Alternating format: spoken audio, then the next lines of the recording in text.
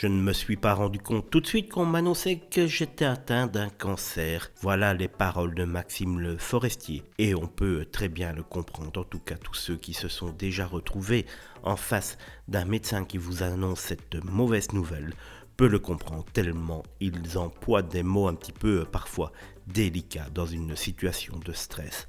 Il y a un petit peu plus d'un an, Maxime Le Forestier tombait dans les pommes en plein concert. C'était le 3 décembre à Épinay et cet événement lui a sans doute sauvé la vie.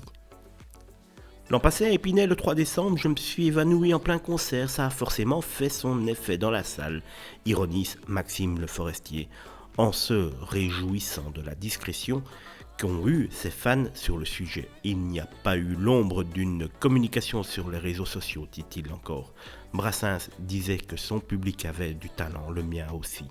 Étonnamment, lorsqu'il a été interrogé sur la manière dont il a réagi après avoir perdu connaissance, pendant son spectacle, l'artiste a expliqué qu'il adore tomber dans les pommes, ça m'a toujours porté chance, dit-il, soulignant que ça aussi a été le cas lors de son concert à Épinay, puisque ça lui a sauvé la vie, comme je viens de vous le dire. Un évanouissement qui lui a d'ailleurs permis d'en savoir un petit peu plus sur son état de santé, comme il l'a détaillé. Les pompiers m'ont conduit à l'hôpital, où on m'a fait une batterie d'examens, et à force d'investigation, on m'a découvert des petites saloperies regroupées à la base de la langue.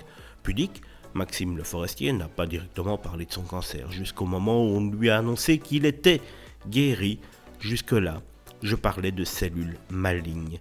L'ORL de l'Institut Curie, qui m'a annoncé la nouvelle, n'a pas non plus prononcé le mot cancer. Je ne l'ai compris que quand il m'a prescrit une série de 35 séances de radiothérapie, a déclaré le chanteur, en révélant que contrairement à la chimio, la radiothérapie ne provoque pas d'effets secondaires visibles, ce qui lui a permis de rester très discret sur cette maladie, en espérant que ce soit définitivement derrière lui, car Maxime Le Forestier reste encore un de nos derniers grands chanteurs avant la daube actuelle.